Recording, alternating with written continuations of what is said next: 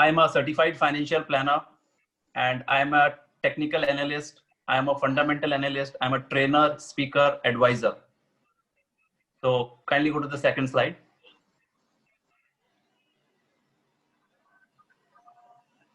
So I shall begin my understanding of the stock market to note these important things before we begin. The first thing is, which I want to share with the audience, is that in the markets, in the stock market, when we are discussing this, the market, it's a very broad term. Time is always more important than price. So this is a very big topic to discuss here, but the audience must understand that time is more important than price. Means if you have patience in the market, you can succeed more. And if you have less patience, you will always find markets struggling. To my second point is your objective, and your objective in the market must be well defined. This means that आप market किस लिए join कर रहे हैं, आप market में क्यों आ रहे हैं, उसका जो ऑब्जेक्टिव है आपका अपना, आपका जो परसेप्शन है माइंड में, वो वेल डिफाइंड होना चाहिए. वेल डिफाइंड का मतलब आप मार्केट से कितना रिटर्न्स निकालना चाहते हैं, आप मार्केट में क्या जानकारी लेकर जा रहे हैं, और आप मार्केट से क्या कुछ करने वाले हैं, वो आपके पहले से दिमाग में होना चाहिए. If you go unprepared in the markets, I cannot see the slide, Umaji. If you go unprepared in the markets, then there is a chance of failure. The third point is, सबसे important point है ये, Karma and destiny works. Stock market हो, चाहे कोई भी market हो, चाहे कोई भी बिजनेस हो, या कोई भी प्रोफेशन हो, आपको ये ध्यान रखना है कि आपके अपने कर्मास और आपकी अपनी डेस्टिनी जो है वो हमेशा आपके साथ रहती है और वो काम करती है. The fourth thing is mindset, temperament, psychology and mind control.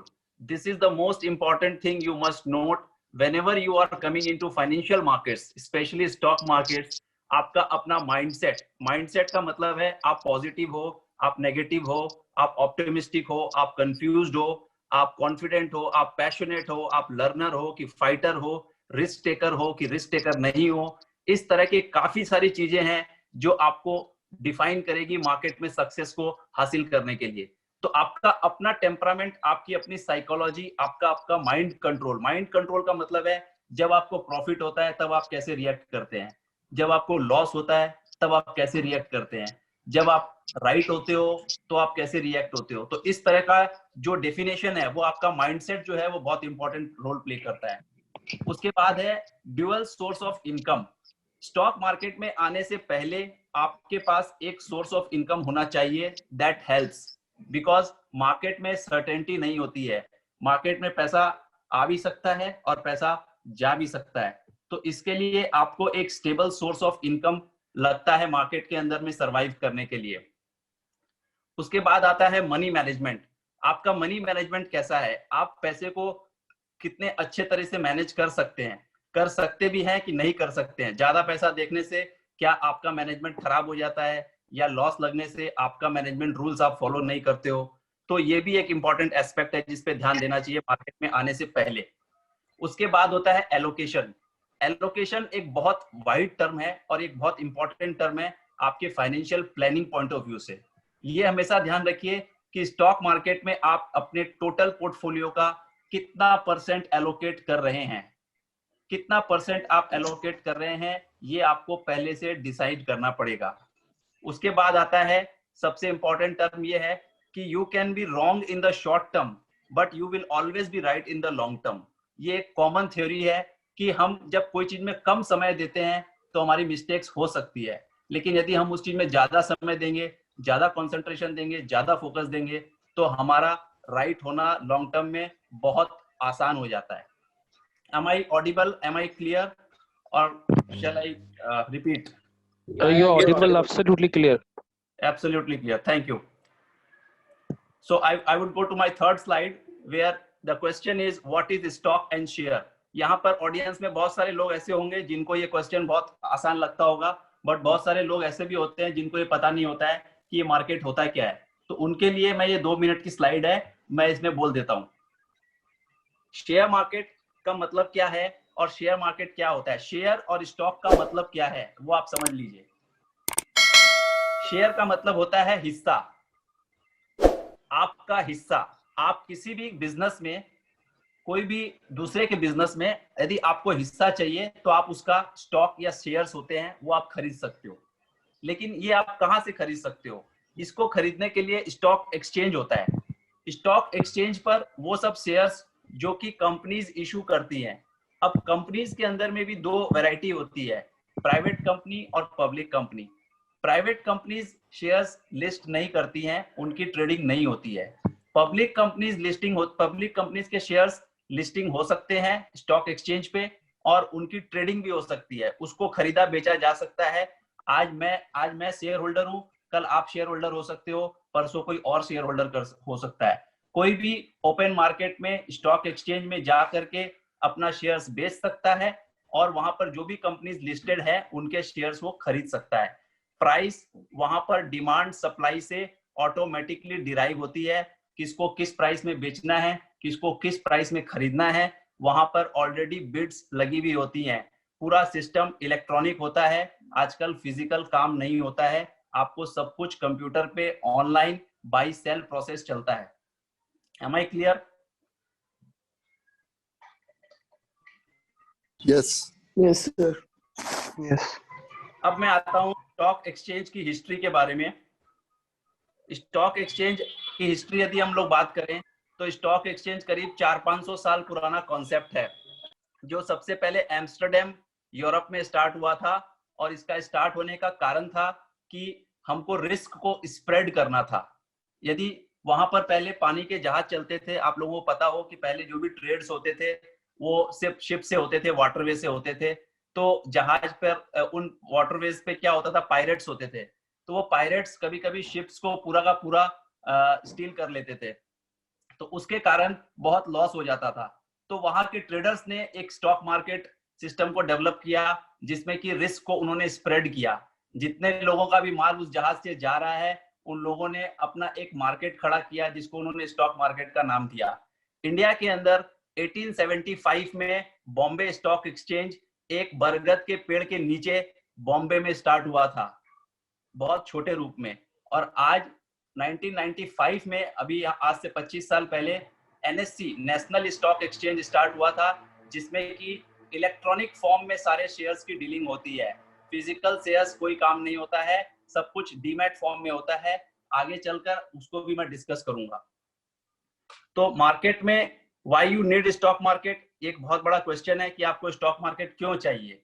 Stock market एक इकोनॉमी को रीड करने का बैरोमीटर होता है। हमारी कंट्री में जितनी भी कंपनियां हैं, या हमारी कंट्री में जितने भी बिजनेसेस हैं, वो सारे स्टॉक मार्केट में तो लिस्टेड नहीं है, बट इसमें से कई सारी कंपनियां हैं जो कि बहुत बड़ा ब्रांड्स लेके चल रही हैं, और वो स्टॉक मार्केट में लिस्टेड हैं। उन्होंने पब्लिक से पैसा उठाया है और उनको शेयर्स इशू किए हैं। जैसे सबसे बड़ा नाम है रिलायंस इंडस्ट्रीज, दूसरा नाम है टाटा, तीसरा नाम है बिरलास, चौथा नाम है टीसीएस, जो टाटा की कंपनी है। ये सब बड़ी बड़ी कंपनियां हैं, 10-10 लाख करोड़ से ज्यादा इनकी मार्केट कैपिटलाइजेशन है। तो हमारा जो basic part of the business है वो स्टॉक मार्केट से काफी जुड़ा हुआ होता है। इकोनॉमी को रीड करने में, हमारी इकोनॉमिक ग्रोथ को रीड करने में स्टॉक मार्केट का बहुत बड़ा रोल है। तो एक डेवलप्ड इकोनॉमी को और एक ग्रोइंग इकोनॉमी को स्टॉक मार्केट की बहुत जरूरत होती है। इसी कारण से वहां पर बहुत सारी कंपनियां लिस्ट होती हैं, और जो कंपनियां लिस्ट होती हैं उनकी जो भी ग्रोथ होती है वही हमारी कंट्री की ग्रोथ होती है, उससे हमें ज्यादा जानकारी मिलती है। और हाउ वन कैन पार्टिसिपेट, ये एक बहुत बड़ा इंपॉर्टेंट क्वेश्चन है कि हम शेयर मार्केट में कैसे पार्टिसिपेट कर सकते हैं। तो स्टॉक मार्केट में पार्टिसिपेट करने के बहुत सारे तरीके हैं। आपको स्टॉक मार्केट हो सकता है एज अ ट्रेडर आप पार्टिसिपेट कर सकते हो, एज अ इन्वेस्टर आप पार्टिसिपेट कर सकते हो, as a broker, stock broker के हिसाब से आप स्टॉक मार्केट में जा सकते हो, एज एन एनालिस्ट आप स्टॉक मार्केट ज्वाइन कर सकते हो। इसकी भी पढ़ाई होती है, सीएफए जो बच्चे करते हैं, सर्टिफाइड फाइनेंशियल एनालिस्ट, और टेक्निकल एनालिसिस एक पढ़ाई होती है, उसको भी ज्वाइन करके आप रिसर्च कर सकते हो। या So Indian stock market. Now about Indian stock market, I will discuss 2-3 minutes. There are two stock exchanges. One is National Stock Exchange and one is Bombay Stock Exchange. और सबसे ज्यादा जो टर्नओवर होता है वो नेशनल स्टॉक एक्सचेंज में होता है, क्योंकि बॉम्बे स्टॉक एक्सचेंज है तो बहुत पुराना, बट नेशनल स्टॉक एक्सचेंज पूरे इंडिया में फैला हुआ है और बॉम्बे स्टॉक एक्सचेंज महाराष्ट्र में ज्यादा फैला हुआ है. Is it clear? Yes sir.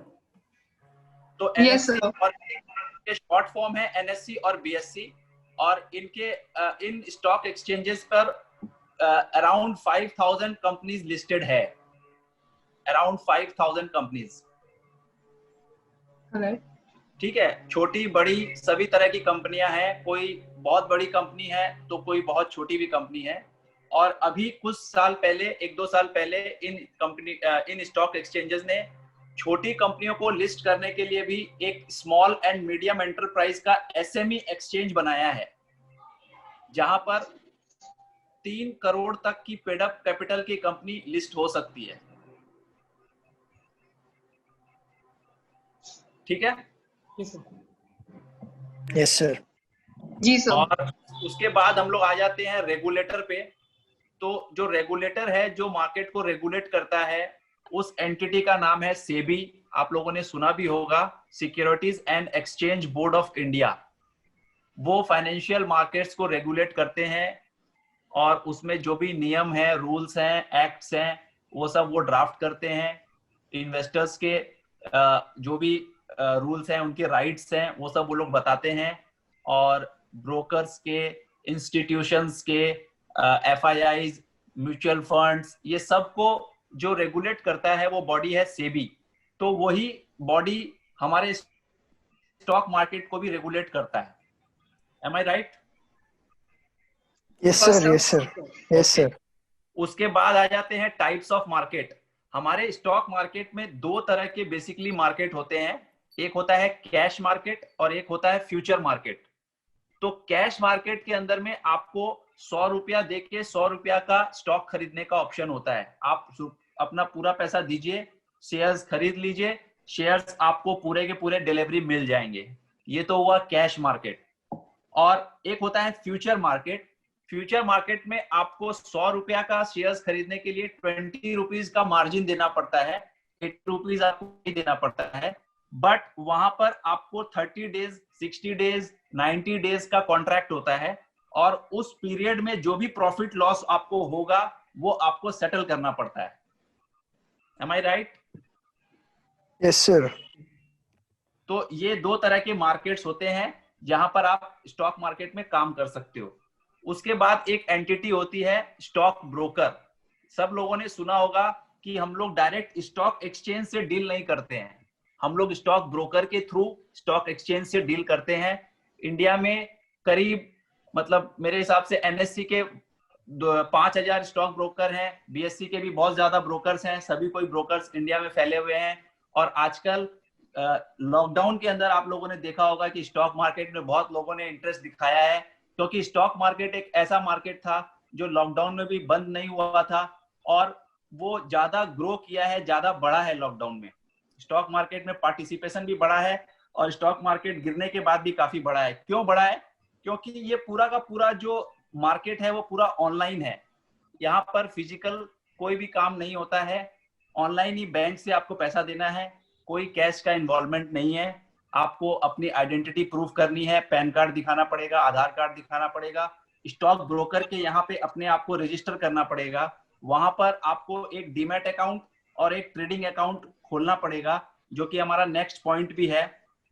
तो ये डीमैट अकाउंट क्या होता है कि जैसे हम लोग बैंक में रुपया रखते हैं, जो पैसा रखते हैं, वैसे ही शेयर्स को रखने के लिए electronic form of assets other than shares and shares can be kept in demat account. ये एक तरह का एलमीरा है, आप समझ लीजिए, जो ब्रोकर्स के एंड पे खुलता है, और आप वहां पर अपने जो शेयर्स खरीदते हैं वो शेयर्स आपको वहीं पे रखने पड़ते हैं. तो dematerialisation means electronic form of shares, और कुछ नहीं है. और ट्रेडिंग अकाउंट एक अलग अकाउंट ब्रोकर आपका खोलता है, जहां पर आप शेयर्स को खरीदने और बेचने की ट्रेडिंग करते हैं. तो ये दोनों अलग अलग अकाउंट होते हैं. और एक जगह पे आपका शेयर्स स्टोर होता है और एक जगह पे आप शेयर्स को खरीद और बेचने का काम करते हैं। उसका जो भी आपका ट्रांजैक्शन होता है वो आपको end of the day email पर, मोबाइल पे, एसएमएस पर आपको डिटेल मिल जाती है और आपको पैसा देना पड़ता है वेरी नेक्स्ट डे। और अभी कुछ नियम ऐसे आ गए हैं कि आपको पहले से ही कुछ पैसा दे के रखना पड़ता है ब्रोकर को, उसके बाद आप ट्रेडिंग कर सकते हो या इन्वेस्टमेंट कर सकते हो। Am I clear? Yes sir. Yes, sir. और उसके बाद हम लोग आते हैं पार्टिसिपेंट्स। मार्केट में कितने तरह के पार्टिसिपेंट्स होते हैं? बहुत तरह के पार्टिसिपेंट्स होते हैं। जैसे कि एक हो गया रिटेल पार्टिसिपेंट, जो हम लोग छोटे इन्वेस्टर जिसको बोलते हैं। एक हो गया FII, जिसको हम लोग बोलते हैं फॉरेन इंस्टीट्यूशनल इन्वेस्टर्स, जो कि फॉरेन से आते हैं या फॉरेनर्स होते हैं, वहां के बड़े बड़े इंस्टीट्यूशंस होते हैं, वो हमारे मार्केट में पैसा लगाते हैं। और एक हो गया डोमेस्टिक इंस्टीट्यूशनल इन्वेस्टर्स, जो कि हमारे म्यूचुअल फंड्स हैं या हमारे इंश्योरेंस कंपनीज हैं, LIC है या कोई भी प्राइवेट कंपनीज ये हैं, प्राइवेट प्लेयर्स हैं इंश्योरेंस में, वो लोग भी स्टॉक मार्केट में पैसा लगाते हैं। हमारे पब्लिक प्रोविडेंट फंड को भी अभी गवर्नमेंट ने ये एक एलिजिबिलिटी दे दी है, परमिशन दे दी है कि कुछ % वो स्टॉक मार्केट में पैसा लगा सकते हैं। तो इस तरह से बहुत तरह के अलग अलग पार्टिसिपेंट्स मार्केट में रहते हैं और वो लोग सब कोई पार्टिसिपेट करते हैं एक सिंगल प्लेटफॉर्म पे। ये आप चीज ध्यान समझिए कि एक ही पूल में, एक ही स्विमिंग पूल है और उसमें सब कोई नहा रहे हैं, तो सब तरह के लोग हैं उसमें। आपको बहुत प्रिपेयर होके मार्केट में उतरना चाहिए। यदि आप खुद प्रिपेयर नहीं होते हो तो आपको किसी की हेल्प लेनी चाहिए, आपको किसी समझदार आदमी से समझकर अपना पैसा मार्केट में डालना चाहिए, क्योंकि यहाँ पर बहुत बड़े बड़े प्लेयर्स भी होते हैं। तो आपको वो चीज समझ में नहीं आती है, क्योंकि आपको स्क्रीन के ऊपर कौन खरीद रहा है, कौन बेच रहा है नहीं दिखाई देता है। आपको सिर्फ प्राइस और क्वांटिटी दिखाई देती है। आपके शेयर टर्मिनल जो होता है उसमें सिर्फ आपको प्राइस और क्वांटिटी दिखाई देगी, कौन खरीद रहा है, कौन बेच रहा है आपको नहीं दिखाई देगा। ये एक डिसएडवांटेज भी आप बोल सकते हो, इसको कई लोग एडवांटेज भी मानते हैं। और उसके बाद हम लोग बात करते हैं इंपॉर्टेंट ईयर्स। हमारे स्टॉक मार्केट में इंपॉर्टेंट ईयर्स, ये बहुत इंपॉर्टेंट समय रहा है हमारे, जिसको हम लोग माइलस्टोन्स भी बोलते हैं। 1979 में बॉम्बे स्टॉक एक्सचेंज का जो BSE सेंसेक्स जिसको हम लोग सुनते हैं, सेंसेक्स जिसका हम लोग नाम सुनते हैं, एक इंडेक्स है 30 कंपनीज का। ये इंडेक्स है 30 टॉप 30 कंपनीज का इंडेक्स होता है। उसका मैंने बर्थ हुआ था 1979 में और वो स्टार्ट हुआ था 100 से, जो अभी 44,000 तक आ चुका है। Am I clear? Yes sir. Yes, sir. और 1992 में आप लोगों ने हर्षद मेहता का स्कैम के बारे में सुना होगा। अभी एक मूवी भी आई हुई है, उसको सब कोई देख रहे हैं कि इश्क है तो रिस्क है और रिस्क है तो इश्क है, व्हाटएवर इट इज सेड। तो वो मूवी भी बहुत चली हुई है और उस 1992 में ही हर्षद मेहता का एक स्कैम हुआ था। बट मैं उसको स्कैम नहीं मानता हूँ, वो स्कैम नहीं था, वो एक मार्केट का अपना साइकिल था। और जो लोग उसको स्कैम समझकर मार्केट को छोड़कर चले गए, उन लोगों ने बाद में बहुत रिग्रेट किया है। 1997 में एशियन क्राइसिस हुआ था, करेंसी क्राइसिस। उस समय भी बाजार बहुत गिरा था। 2000 में एक बहुत बड़ा बूम हुआ था और बूम के बाद बस्ट हुआ था, जिसको हम लोग इंटरनेट बूम बोलते हैं। कुछ लोग उस समय भी बहुत पैसा बनाए थे और कुछ लोगों ने बहुत पैसा खोया भी था। उस समय इंटरनेट कंपनीज जो थी उसमें बहुत ज्यादा उछाल आई थी। कुछ कंपनीज का जैसे मैं नाम बताता हूँ, जैसे क्या हुआ था कि Penta Media, DSQ, silver line, Himachal, ये सब उस समय की कंपनीज हैं जो 50 रुपए से बढ़ना चालू हुई और ऊपर में 2000, 3000, 4000, 5000, 10,000 रुपया तक चली गई। तो कम समय में, साल भर में बहुत रुपया कमाया भी लोगों ने, और बाद में जिन लोगों ने अपना पैसा नहीं निकाला उन लोगों का पैसा लास्ट में 100 रुपए का सामान 1 रुपया भी हो गया। और जो अच्छी कंपनीज थी वो वापस से वहां से ग्रो कर गई और जो खराब कंपनीज थी वो हमेशा के लिए वहां से खत्म हो गई। फिर आया ईयर 2004, जिस समय अटल जी की सरकार गिरी थी और UPA की सरकार बनी थी। उस समय भी मार्केट बहुत जोर से गिरा था। It was 17th of May 2004 और हमारा उस समय बहुत मार्केट में एक्सपोजर था। और हमें बहुत नुकसान हुआ था, इसलिए हमें वो ईयर याद है। उसके बाद 2008 का फाइनेंशियल क्राइसिस हुआ था, जिसमें कि पूरा वर्ल्ड मार्केट गिरा था। उसके बाद 2011 में बहुत मंदी हुई थी। फिर 2016 में अभी जो ये हुआ था ना, क्या नाम, डिमोनेटाइजेशन 2016 में, तो उस समय भी मार्केट ने रिएक्शन दिया था। उसके बाद 2018 में भी मार्केट, अभी जीएसटी का जब इम्प्लीमेंटेशन हुआ तो मार्केट को थोड़ा सा झटका लगा था। और अभी 2020 में जब कोरोना हुआ तो मार्च के अंदर भी मार्केट बहुत जोर से गिरा था। तो ये एक इम्पॉर्टेंट ईयर्स हैं जब मार्केट में बहुत ज्यादा गिरावट या उछाल देखने को मिला है। Kindly go to the next slide.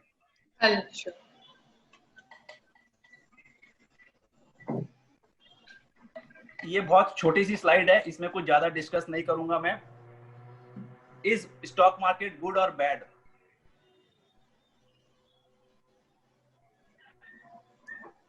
अभी गुड क्यों है? क्योंकि स्टॉक मार्केट में लॉन्ग टर्म वेल्थ बनता है, ऐसा कुछ लोग मानते हैं। और जो लॉन्ग टर्म वेल्थ बना लेते हैं, जिसके लिए हम लोगों के पास काफी एग्जांपल्स हैं। बहुत सारी कंपनियां हैं जो पिछले 15-20 सालों में बहुत ज्यादा वेल्थ बनाकर दिया है जिसने। जैसे आईटी कंपनीज बहुत सारी हैं जिसमें कि लोगों ने बहुत पैसा कमाया है। एफएमसीजी कंपनीज हैं, कंस्ट्रक्शन कंपनीज में भी बीच में बहुत पैसा बना था 2008 के आसपास। तो इस तरह से जिन लोगों ने पैसा बनाया, जिन लोगों ने कंसेप्ट को समझा है, जो लोग इन्वेस्टर हैं, उन लोगों के लिए स्टॉक मार्केट हमेशा गुड रहा है। And why not good? Why not good का कोई रीजन नहीं है। कुछ लोग स्टॉक मार्केट में फास्ट मनी बनाने के लिए आते हैं या गलत समय पे एंट्री ले लेते हैं और उनको मार्केट से झटका लग जाता है, तो उनको लगता है कि मार्केट सही नहीं है, मार्केट में बहुत मैनिपुलेशन है और मार्केट पैसा का नुकसान कर देता है।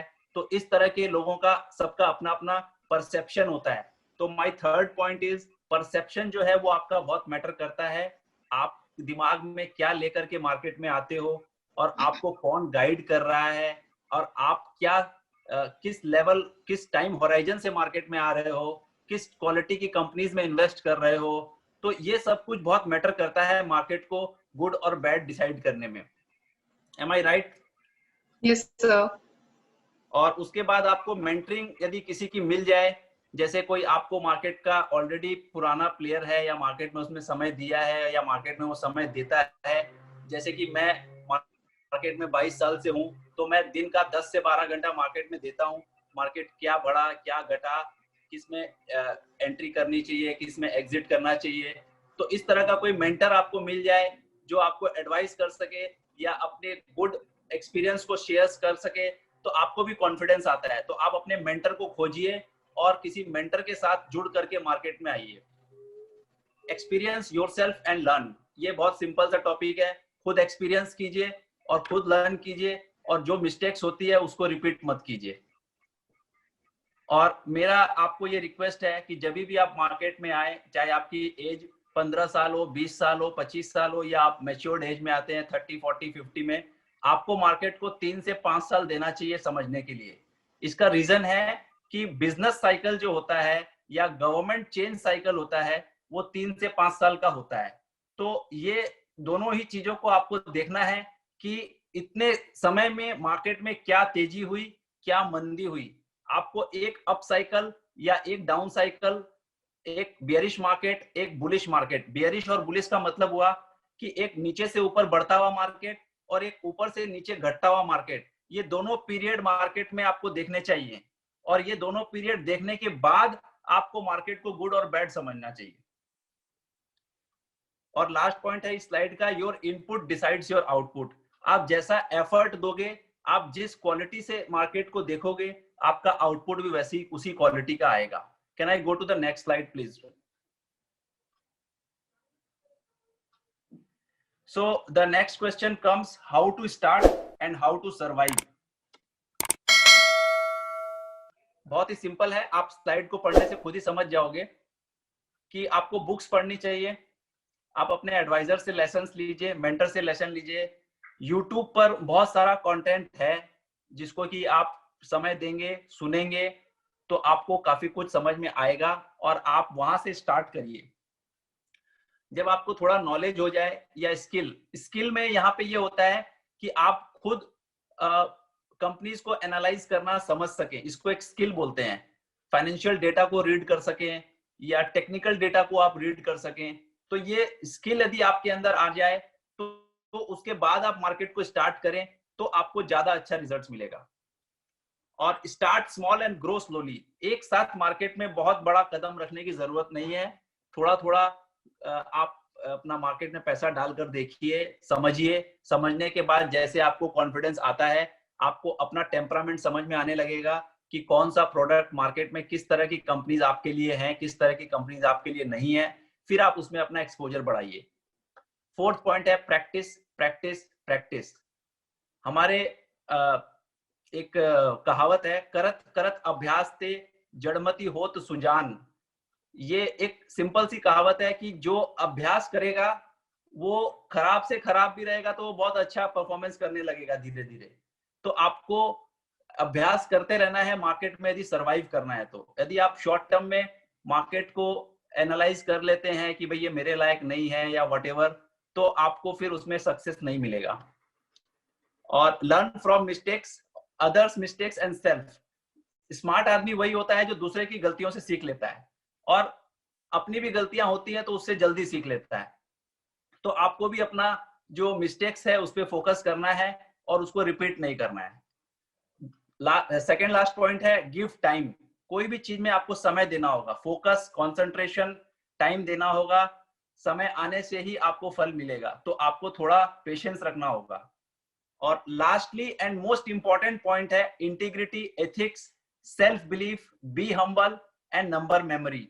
ये 5 क्वालिटीज आपके क्या बोलते हैं कैरेक्टर में होनी चाहिए, जिससे कि आप कोई भी, ये स्टॉक मार्केट की बात नहीं है, आप कोई भी मार्केट में, कोई भी बिजनेस में, कोई भी प्रोफेशन में सरवाइव करना है तो आपको इंटीग्रिटी, एथिक्स, सेल्फ बिलीफ, आपके अपने ऊपर आपका विश्वास होना चाहिए। और आपको किसी भी समय, जब आपके पास पैसा हो और जब आपके पास पैसा नहीं हो, आपको हम्बल रहना चाहिए। शेयर मार्केट में बहुत जल्दी ईगो आ जाता है, पैसा कमाते ही लोग अलग टाइप का बिहेवियर करने लगते हैं और बहुत जल्दी लोगों का ईगो हर्ट भी हो जाता है कि पैसा लग गया तो अब मार्केट से मेरे को पैसा कमा के ही दिखाना है।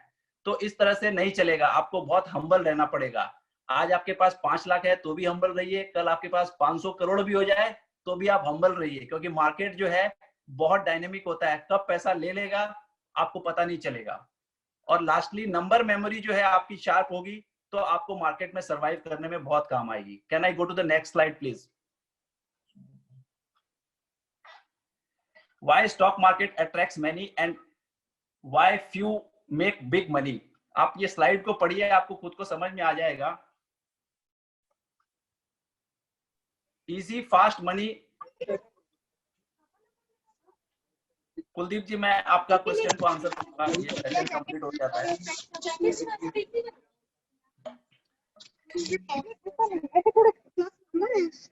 Easy fast money attracts many. जो जल्दी पैसा कमाना चाहते हैं वो मार्केट में आते हैं कि मार्केट में जल्दी पैसा बन जाता है, लोग जल्दी करोड़पति बन जाएंगे, लेकिन उनको ये नहीं पता होता है कि ये जो पैसा होता है ये स्लिपरी होता है। ये पैसा जिस स्पीड से आता है उस स्पीड से जाने की भी मतलब उसमें संभावना होती है। तो बहुत सारे लोग इसलिए भी मार्केट में आ जाते हैं। Ignorance and misconception leads to failure. आपका इग्नोरेंस, आपको जानकारी नहीं है सब्जेक्ट की, आपको उसके रिस्क की जानकारी नहीं है, आप फ्री में एडवाइस देख रहे हो, टीवी देख रहे हो, व्हाट्सएप देख रहे हो, फेसबुक देख रहे हो, मार्केट में आसानी से पैसा बन रहा है, आपने भी पैसा डाल दिया। हो सकता है आपके लक फैक्टर से थोड़ा पैसा बन भी गया तो आप अपने आप को बहुत अच्छा उसमें परफॉर्मर समझने लगते हो। तो वो भी एक कारण होता है मार्केट में फेल करने का। और मिसकंसेप्शन भी बहुत सारे हैं कि मार्केट एक गैम्बलिंग मतलब जैसा चीज है, स्पेकुलेशन जैसा चीज है। तो ये सब आपको, क्योंकि आपको समझ में नहीं आता है, आप बाहर से चीजों को देख रहे हो और आपका पैसा बना नहीं है बाजार में, तो आपका ऐसा मिसकंसेप्शन है कि मार्केट में बहुत कुछ चल रहा है। मार्केट में सब कुछ चलता है, आपको धीरे धीरे सीखना पड़ेगा और जो आपके काम का नहीं है आप उससे अलग हो जाइए और जो आपके काम का है आप उस पर फोकस कीजिए, आपको सक्सेस मिलेगा। Third point is Abhimanyu mentality, कि हम लोग को एंट्री तो करना आता है बट हम लोग को एग्जिट करना नहीं आता है। हर्ड मेंटेलिटी, क्राउड मेंटेलिटी जिसको बोलते हैं कि जो सब कोई कर रहे हैं वही हम लोग को भी खरीदना है, जो सब कोई बेच रहे हैं उस समय हमको भी बेचना है, तो हम बॉटम में बेच देते हैं और टॉप में खरीद लेते हैं। रिस्क रिवार्ड मिस कैलकुलेशन, ये एक इंपॉर्टेंट पॉइंट होता है कि हम लोग ये नहीं जानते हैं कि कितना प्रॉफिट कमाना है और कितना रिस्क है। जब प्रॉफिट होता है तो हम लोग बहुत जल्दी बुक कर लेते हैं, बट जब लॉस होता है तो हम लोग उसको होल्ड कर लेते हैं। चौथा पॉइंट है greed fear imbalance. Greed fear एक बहुत इंपॉर्टेंट इमोशन होता है हमारे अंदर, जिससे कि हम लोग मार्केट में सरवाइव करते हैं। जब हम टाइमली इस ग्रीड और फियर के इमोशन को बैलेंस करना सीख जाएंगे तो हमको मार्केट में सरवाइव करने में, बड़ा पैसा बनाने में बहुत आसानी होगी। क्योंकि जब बाजार तेजी होती है तो लोगों में ग्रिड होता है, उस समय आपको फियरफुल होना चाहिए। और जब बाजार मंदा होता है उस समय लोगों में डर होता है, उस समय आपको ग्रिडी होना चाहिए। क्योंकि एक वॉरेन बफेट बोल के बहुत बड़े इन्वेस्टर हैं, उन्होंने हमेशा यही कहा है, be greedy when others are fearful and be fearful when others are greedy. तो आपको ये बैलेंस मेंटेन करके चलना चाहिए। और एक और चीज देखी गई है कि लोग कॉपी पेस्ट करते हैं, दूसरा जो कर रहा है वही हम भी कर लेते हैं, उसका पैसा बन रहा है तो शायद हमारा पैसा भी बन जाएगा। तो इस मेंटेलिटी से भी लोगों को बहुत नुकसान हो जाता है कभी कभी। और एक आखिरी पॉइंट है इसमें, इनडिसिप्लिन। कोई भी चीज को करने में यदि आपका इनडिसिप्लिन रहेगा तो आपको सक्सेस नहीं मिलेगा। तो ये भी कारण मार्केट में भी है, बहुत सारे रूल्स को फॉलो करना पड़ता है और बहुत डिसिप्लिन तरीके से मार्केट में रहना पड़ता है, तब आपको स्टॉक मार्केट में पैसा बनता है। अगला पॉइंट है lack of skill, hard work, patience, focus, own conviction, filtering quality, farsightedness, mathematics, concentration और मेंटर। ये सारे पॉइंट्स बहुत इंपॉर्टेंट होते हैं। यदि आपका हार्डवर्क नहीं है, आप में पेशेंस नहीं है, आपके अंदर स्किल नहीं है, आपको अपना विश्वास ही नहीं है चीजों पे, तो आप मार्केट में पैसा नहीं बना सकते हो। आपका मैथमेटिक्स पुअर है, आपका कंसंट्रेशन नहीं है, आपके पास कोई मेंटर नहीं है, आपको गलत सही का आइडिया देने वाला कोई नहीं है, आपको खुद को भी आइडिया नहीं है, तो आपका मार्केट में पैसा बनना मुश्किल है, आप मार्केट में सरवाइव नहीं कर पाओगे। Can I go to the next slide? Easiest, safest method to invest and survive in the markets। ये चीज आप लोग नोट कर सकते हैं। इस स्लाइड का आप लोग एक पिक्चर भी, मतलब स्क्रीन शेयर भी शॉर्ट कर रख सकते हैं सेव करके। जो लोग नए हैं, जो लोग पहली बार मार्केट में आए हैं या आना चाहते हैं, उनके लिए मेरा ये इजीएस्ट और सेफेस्ट मेथड है एडवाइस का, कि पहला तो क्या है कि आप लॉन्ग टर्म होराइजन रखिए, 10 साल, 15 साल, 20 साल, 30 साल का। और आपको मैं सिंपल सी मैथमेटिक्स का एक एग्जांपल देना चाहता हूं। Uma ji, I have 5 minutes more ना?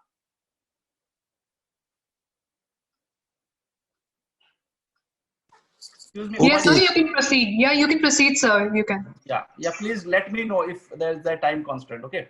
Yeah. So आपको मैं एक सिंपल सी मैथमेटिक्स शेयर करना चाहूंगा। जो भी नए लोग हैं जो मार्केट में आते हैं, उनको ये कंपाउंड इंटरेस्ट का एक सिंपल सा कैलकुलेशन है जो हमेशा ध्यान रखना चाहिए।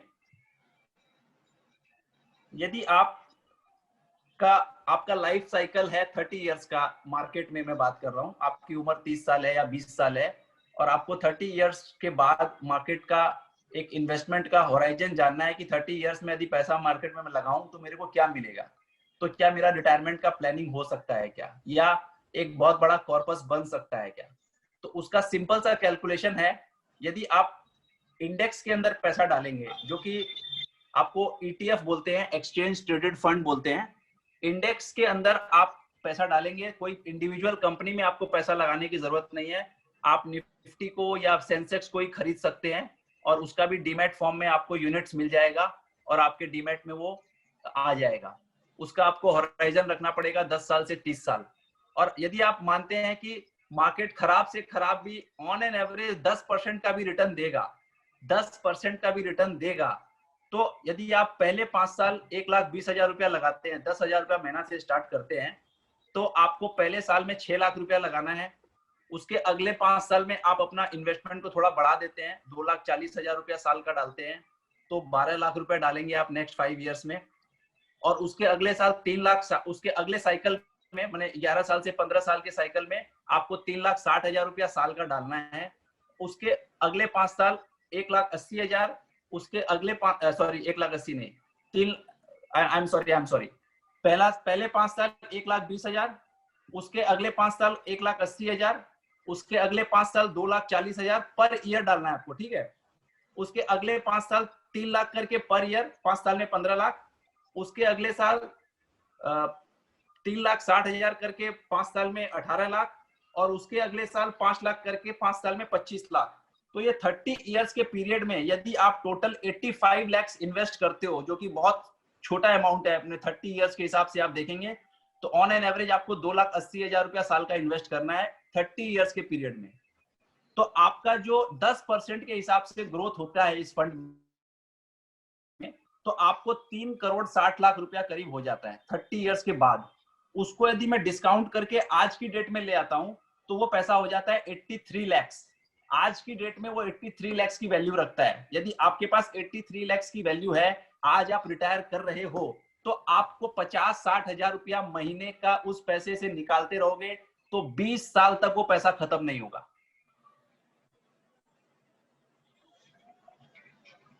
इसको लेकर के आपकी कुछ क्वेरी होगी तो मैं बाद में बात करूंगा। ये एक सिंपल मैथमेटिक्स है। यदि आपको कंपाउंड इंटरेस्ट की मैथमेटिक्स आती है, तो आप मार्केट में बहुत इजीली पैसा डालोगे भी और पैसा बनाओगे भी। और उसके अलावा यदि आपको पैसा डालना है, तो जो इंडेक्स होते हैं, इंडेक्स की टॉप 10 कंपनीज के अंदर आप डायरेक्ट पैसा डालो। उसको लॉन्ग टर्म के लिए डालो, चाहे वो स्मॉल कैप हो, मिड कैप हो, लार्ज कैप हो। ये 3 अलग तरह की कैपिंग होती है कंपनीज में, उसको भी हम लोग बाद में डिस्कस कर सकते हैं। और कभी बाद में टाइम, क्योंकि भी टाइम का कंस्ट्रेंट है, तो I would like to go to the next slide. Sure.